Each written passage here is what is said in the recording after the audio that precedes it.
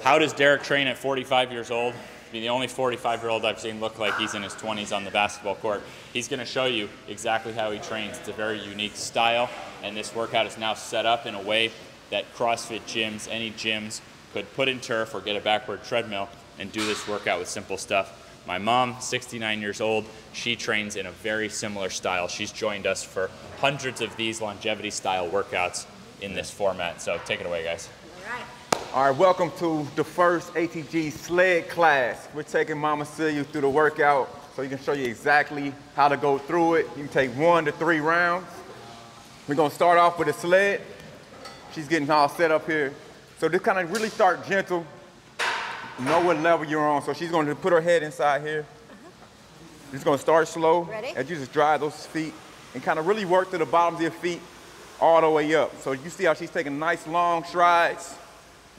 Extending that back leg all the way out. So starting with the sled, you're gonna go 1 to 3, 3 trips down and back. So push down. Right there, that's good. Let it go and just kind of start back. You're getting that foot behind that toe, following through with that heel. Perfect, perfect, perfect. So we're taking her through the entire workout. Starting with the sled. Nice, nice, nice. You see how she's getting that foot behind that knee, getting that knee over that toe, and following through that heel every step. When you get back here, if you need to take a quick break, you can. If you can keep going like she is, you can keep going. Just kind of step, drive that knee up, extend that back leg out. Nice. And the ATG sled class is more for mobility, open you up, really working from the bottom to the top.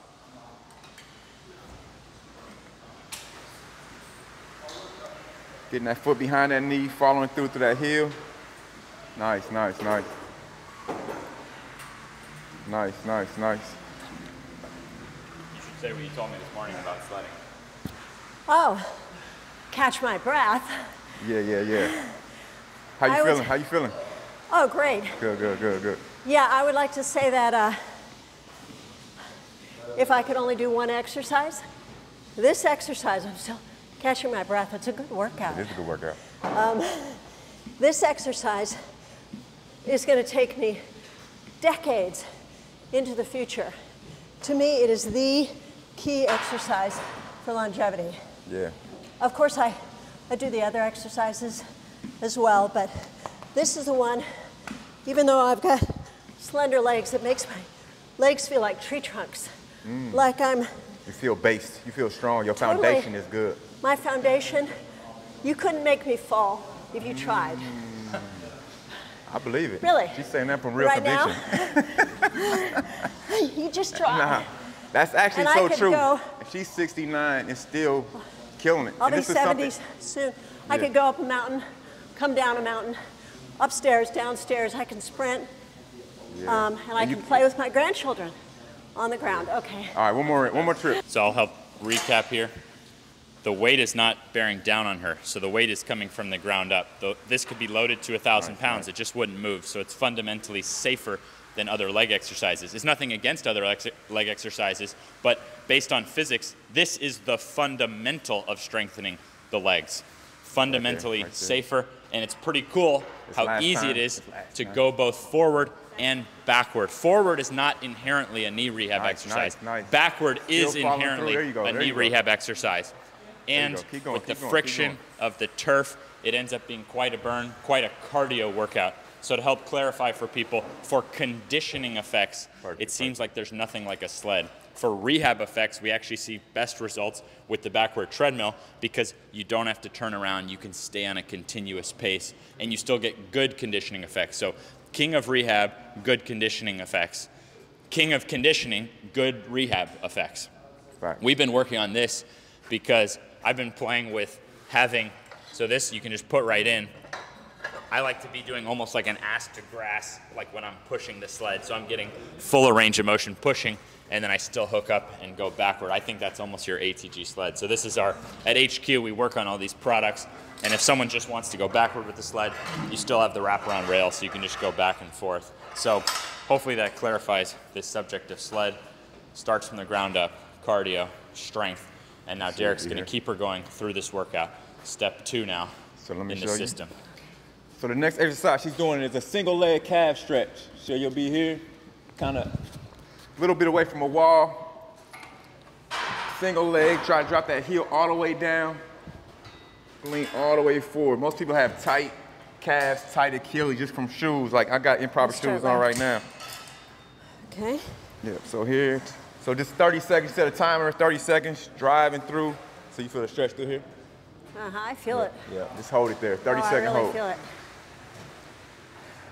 So you're holding it there, you'll feel a stretch all the way down through your calves, all the way through your Achilles at the bottom there.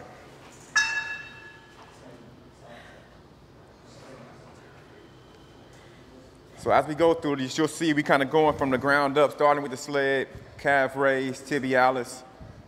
You let me know when it's 30 seconds. You can switch. What? You can switch. Okay. Okay, stretch, lean forward, stretch. Really keep that top leg, that quad kind of engaged, leaning forward, hips forward, body totally straight.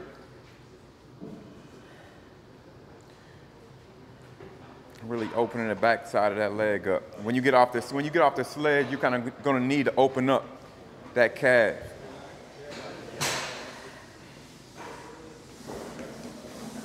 It's probably about right 30. there, 30 seconds. All right. That's good. Right after that, we're coming straight to the tibialis. Okay.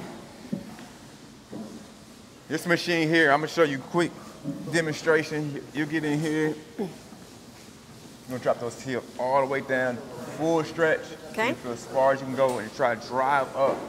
Light pause at the top, controller coming down, full stretch. All right, I'm gonna take some of this weight Do you off pause here. at the bottom? Yeah, slight pause at the bottom. It's good for me. So the next exercise is the tibialis raise. So tibialis is your opposite your calves. All right, down. Full stretch here, squeeze at the top. This is a great machine. You can use a tib bar. You can use the sore necks. You can go against the wall. There's different ways so you can train your tibialis. We recommend this because you can kind of unilaterally train. You can do one leg at a time. Like I could go like that? If you wanted to, yeah. Yeah. And kind of see what kind of imbalances you have, if you have any imbalances. So this is recommended, but if you don't have this, you can obviously use a tib bar. You can go against the wall, which will kind of show you those things, but just keep going, keep going. She's killing it. All the way up, squeeze at the top. So you always want a full stretch, all the way down, deep stretch, all the way up, kind of squeeze at the top, pause at the top. There you go. I can feel the burn. You feel it? Yeah, we keep going, keep going. We're doing 20 reps here. Oh no. So you want to do it between 15 to 20 reps when you're doing a tibialis. So muscle you really kind of want to stimulate, really want to burn out. Like I said, the sled class is something we want anybody to be able to do. This is one of our online members visiting. So can really scale to any level. I'm out of breath here doing the same exercises that Derek and my mom are doing. It's cool stuff when anyone can walk in your gym from a grandparent to a world-class athlete and get even better safely. Yeah. He's doing 3 rounds. That's how we set it up today in the gym. Either 3 rounds there or 2 minutes on the backward treadmill each round. Carry on. All right, nice. So the next exercise you're doing here is a reverse squat, hip flexor exercise. So important for longevity, so important for, we sit so much and we never really strengthen that hip flexor. So she knows what she's doing here. She's gonna get set up. Here, I got you. You're gonna put these straps around both of your feet. Get it?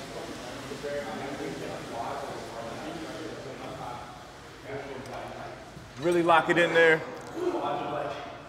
If you do have a cable machine, it's probably the most ideal way to train those hip flexors because it's really measurable. So what you're gonna do, you're gonna send those legs straight out here. You're gonna drain those knees. You really wanna cover your calves to your hamstrings. You control all the way out. Drive those knees all the way in. There you go. So when you're doing these, similar to the tibialis, you wanna kind of go shoot for the range between 15 to 20 reps. Control it coming out. You really engage in those abs. Control it coming in. You don't wanna really loosen those abs up. Really keep those abs engaged the entire time so you don't have tension on that back. So you're really gonna keep those abs, when you're going out, keeping those abs engaged. Control. You're gonna control it coming out. Drive in. Really cover those. There you go, perfect, good form. Control it going out, drive in. Yeah, so this is you really wanna work your abdominals and hip flexors in concert with one another for athleticism, for longevity. So you really, when you're running, when you're jumping, a lot of different things that you use your hip flexors for. So always shoot for between 10 to 20 reps. All right, bet. 2, 3, 4, 5, 6, 7, nice. 8, 9, 10, 11, 12, 13, nice. 14, 15, 16, 17, 18, 19, 20. Good job, B. Oh, he really challenged me now. Look at you, look at you, look at you. 23, 24, 25, 26, 27, touch it, 28, 29, 30. He told me 20, so I'm gonna do the 20. But there you go. This is about as tough per rep strict as half body weight is on the low cable. I can do 30 half body weight on the low cable, and I can do about 30 here. So Derek and I like to challenge each other. The leader is the limiter, so I'm challenging Derek. Can't let the knees go below parallel. Got to touch the knees to the elbows each rep. How many is that? 7, 8, 9, 10, 11, 12, 13, 14, 15. It's a modern weak point. 17. Almost everyone is underdeveloped in this area. That's 20 right there. What you got? The obsession with the six pack. This allows you to get that six pack. But get him up. Got him. Got him. It's a good day. No, I'm got him. So, oh man. And Mom, I'm gonna challenge you to come over here just to show how this scales, because this is so cool that without a cable machine, you can, at the CrossFit gym, you have all these pull-up bars, you can hang these. You can get world-class ability below the belly button. So Mom, you're gonna... I'm gonna do one. Here, you can just hold that so I can get her in. So the arms go through. Yeah. And then you're gonna hold here. Yeah, but it's not what you think. First, just hang your body, so just your toes are touching the floor lightly. There you go, there you go. Oh, I can do that. Now hold here, be strong. Be strong. Be strong, like pull yourself up. Bring them. Good, and then back and touch the floor. Okay. There you go. Squeeze. There you go. Again, squeeze. Nice. So you can see, this is so cool that anyone can work on this. I would say one of the most important strengths as you age, because this loses rapidly. Someone might think, oh, I kept my strength. Check here. You may have stayed within 10 or 20% of your upper body strength, and you may be a third as strong as you were when you were a teenager. Yeah. You could be just as strong as when you were a teenager. So don't wonder why you have problems. It's measurable. Yeah. Good job. And this is one of the weak links we always talk about, and that's kind of like why this class, a lot of these exercises really addressing the weak links that a lot of people don't really focus on. So I like this even better than that. It's a good one. Awesome. It's a good one. Yeah. Yeah. So next, we're going to a incline pigeon pose. So you'll be here. Really get your foot locked in. Extend that leg all the way out. That chest up. You're just gonna sit in this for 30 seconds. Okay. Each side. There you go. So she has great form. Really opens your hip flexors up. Really gets to this piriformis. Sitting there, chest up. You see how she's extending that back leg out to really lengthen out. So it's like an elevated pigeon pose. Nice, we'll go another 10 seconds here. Uh-huh.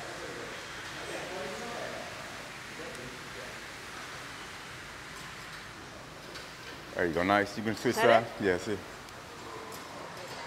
Other side? Yeah, side. So get her leg locked in here. And you'll feel this. You can actually do it on the ground here, like a more of a 90-90, but elevating your. That's a great point. Because I do this one a lot. Huh? I do this one a lot from home. Yeah. So my hand split the knee down here, and you progress to where you only have one hand. So my intention is pushing into the ground. Your attention is pushing. Like my intention is Okay. pushing. Yeah. I do this at home with the kids. Yeah. So if you don't have a bench, you can do this stretch anywhere. I would say that you could do 30 seconds here. Yeah. Or you could do 15 reps per side here. And you actually want to put this hand here and this hand a bit more. You're splitting. This is the midpoint. You want your head right here. There you go. There you go. That really gets deep in that Yep. piriformis. Good. Yep. And now your intention is to push into the ground. So kids are actually strong in these positions. They're not just flexible in those hips. They're used to pushing in and out of those positions.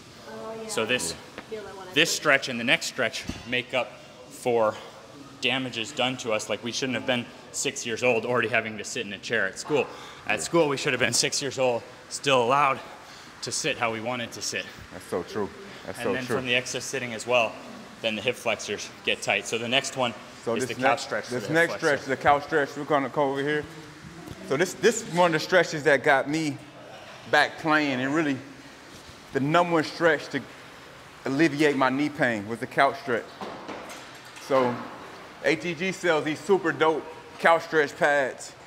So you'll get in here and you just get that leg up and kind of use this or anything, a pole, to kind of support yourself. You just kind of push yourself all the way back. So you really get a lot of those hips, hip flexors, and your quad, which most people, like Ben said, we sit so much in modern society that this is kind of the first position to really get tight. Whoopsie. You got it? It's like, So she's super flexible. Sometimes it's not as easy to get in there. no, when I started, I would have to be like this. So if you need to lean And forward, then- you can lean forward. Yeah, and then gradually over time. You get straight up. Yeah. And you're here. If you want somebody to kind of help push those hips forward, get a deeper stretch in there. I can feel it. But you're gonna sit there. We want you to sit there for 60 seconds each side. That's a stretch to really get into, really open up those hips, really allow that area to breathe, to create more oxygen, more blood flow to that area. Because if your quads or hip flexors tight, it's pulling, and therefore a lot of people have tendonitis and get a lot of knee pain from not having that open. So you're super good, super flexible. On that side. You do this pretty often? Maybe 3 times a week. Yes, that's very often. But I'm more flexible on this side than the other side. Yeah, that's your good side. My Yeah, you good started with side. your good side. It looks Yeah, good. I started with my good side. Yeah. Let me know when it's 60 on No, that. you can switch it over. You can switch sides. Switch sides? Yeah. Okay.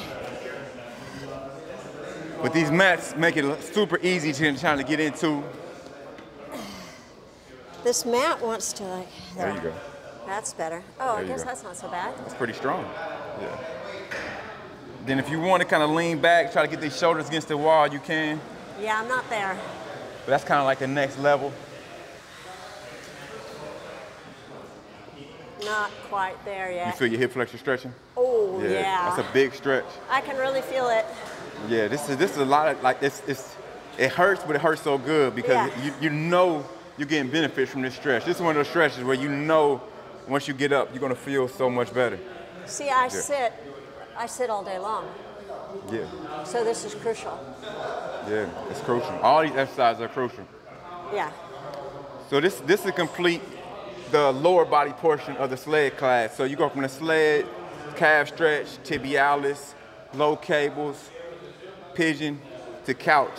So it's really a complete mobility exercise anybody can confront, really anybody can get into, but that's good. Oh, that feels good. So the It next, always makes it like, Well, Derek can show here. yeah. yeah, and then I'll So show right the after, as we rings. get into the more of upper body mobility, upper body stretch, you have parallel bars. You really could just do a regular push-up but you really want to make sure it's a full range of motion push-up. So you're here, you want to kind of go all the way down, get a deep stretch through those shoulders and that chest. It come all the way up, full extension. So you want to do between 10 to 20. I might challenge Ben on these reps on these. I think, hold on, I got a parking meter. Hold on. I'll be right back. I might challenge Ben on these full range. No, I'm just joking. But you got it. I'm driving a Vespa. I don't have a parking meter. I'm just trying to get out of this. Get out of this challenge. I was having a good day too. You got to go all the way down. Make sure he comes all the way down there, all right? There's something super interesting. We do various tests and stuff for the upper back, and most people when they start doing ATG, they think they're like, oh, my body just doesn't stretch that far. They think they can't use the muscles in the back the right way, but they're too tight on the front of the shoulder. So Derek actually, like we were doing a test yesterday on like a face pull, and he has me beat in strength and range of motion. Now I'm way past the average person, but that's how far he is on the range of motion. The stiffness in the front is going to prevent you from actually having your posture. So you could be working postural exercises all you want, but if you're stuck in this position, if you're here, you can be working all you want. It'd be better than nothing. But you got to open up one side to then build the other side. That's true. Yeah. Structural balance is super key. Yeah, but we'll swing it over to my mom. Yeah. Because hanging rings allows someone who's too scared to jump into a full push-up. Yeah. You can't do a full push-up. Having rings available and accessible is really key. When you have rings here, you can be as close here as you want to. The further you step away, the more challenging it is. Right. So you're here. So as you're here, you want to press straight out. Oh, so you're here. I see.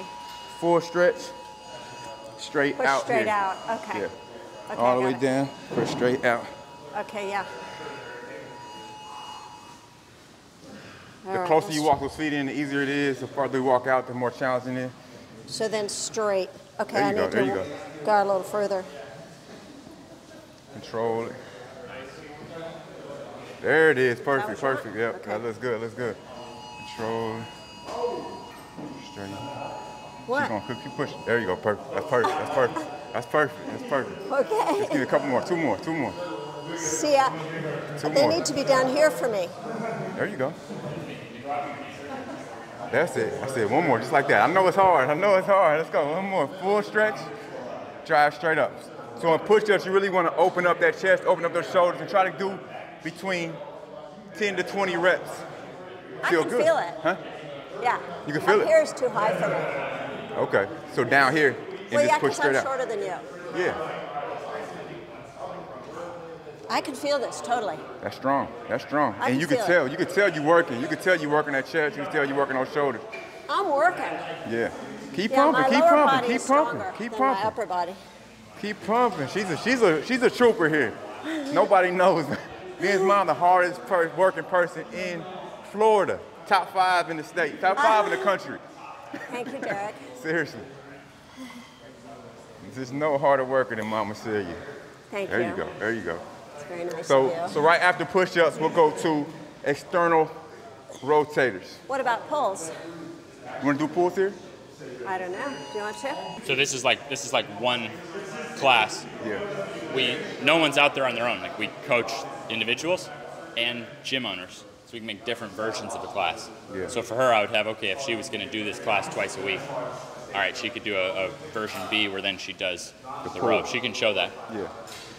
But the point is that this is not the only, this is a style of workout. What makes Derek's training the most unique is that for years and years and years, he's been doing this style where he goes from sled to exercises from the ground up. But you could have different variations of ATG exercises. Notice with this, it's the opposite of the push-up. But because most people are pulled forward and have spent more time trying to throw and do things of that nature, in addition to rows, which we do pulling exercises, pull up. you're going to see that in this workout, the last exercise they're finishing with hits deep in the shoulder. It's like a much weaker link. Like rows are a weak link, but the exercise that they're going to be doing last is an even weaker link. But yes, this would be an easy one. This would be a very easy one to add to the routine. I thought I but there's an even more common weak link underlying this that the average person needs that enhances everything else they do in the upper body. That's the context. We press from all ranges of motion. This is just one. The upper body work for us tends to rotate more. Lower body work tends to stay more constant. Lower body is more dumb muscles that are used to doing large amounts of volume. Upper body has more potential and options. Yeah. So even if we do similar, like we might do tibialis, for example, or calf stretching, things like that, sled, you might do that. You could do that stuff usually like every workout. Whereas the upper body, we rotate it around a lot more. We don't overtrain like one motion when it comes to the upper body. Yeah, it's a lot more variability. The last exercise this we found is like the weakest link that people can start building that enhances every other upper body exercise that you want to do. I'll hop in there with them while she's... Yeah, so the last exercise of the sled class is a external rotation. So you have your feet here, arm behind you, weight right here, 90 degrees, back nice and tall. You're gonna drop that arm all the way down, full range of motion, keeping that chest nice and tall, just coming straight up. Boom, controller coming down. You'll feel a stretch right in those rear delts and those shoulders, coming straight up, nice. Control. Try not to let that knee get pushed out, try to keep that knee straight towards the ceiling. Get that elbow right on top of that knee, all the way down, full stretch, going straight. And if you see Ben over there, he's like really pumping it out, but his form is super strict. So this is a baseline we use in ATG. I had 10% of my body weight here. These are in kilos. Yeah. So I have 10% of how much I weigh, and that should be comfortable for 12 strict reps. We're talking that almost no one you're gonna find in the gym right now will be able to do that. And that's kind of scary, because shoulder is the most common upper body problem for people, but we're weak in the muscles that actually hold our shoulders into the socket. So most people won't be able to do 10% of body weight for 12 reps, but just about anybody can work up to that. Derek has worked up to that easily. I can do that now. So even as normal people, you could have uncommon levels of shoulder bulletproofing. Awesome. That's great. So you're gonna try to do 10 to 12 reps. That's great. On the external shoulder rotations. Great form. Keeping this elbow at 90 degrees, full stretch, so you'll feel it all the way through these rotators. Yeah. So there's a whole round, 8 exercises. Because she flowed from the ground up, she could easily start right with the sled right now. So the cardio effects you get from this are unbelievable. To be getting like cardio, mobility, joint protection, strengthening from the ground up, it's absolutely absurd to get all this in one workout. So I'm in love with this style. This is the style that I train from the ground up. And Derek just does it where he'll do like a few rounds hitting the sled every round. So this is now on the app as sled class. He can put infinite more versions, keep us posted. Yeah. You guys can give any last words that you want. I will add more classes, sled classes to it, more kind of sled games. But this is a foundational class that I kind of do 3 days a week, from the sled to the calf stretch, to the tibialis, to the hip flexors, the couch stretch. These are just primary exercises you need for longevity and health. If you want to play, if you want to run. She's 69. She says she's still climbing mountains, still sprinting, still feeling good, still working 15 hours a day and standing nice and tall. So this is something that posture, strength, shoulder mobility, hip mobility, calves. So any last words, Mama Celia, how you feeling? That was a great workout. Thank you very much, Derek. Yeah. And I just feel that this workout can keep me young for decades. Yeah. Decades to come. So 10 years later, when she's 80, we're gonna go through a whole nother 3 rounds. All right. Sounds how you feeling? good to You me. looking tall, man. Feels good after that workout. Let us know how you feel. Yeah. Keep us posted. Thanks for joining. Holla.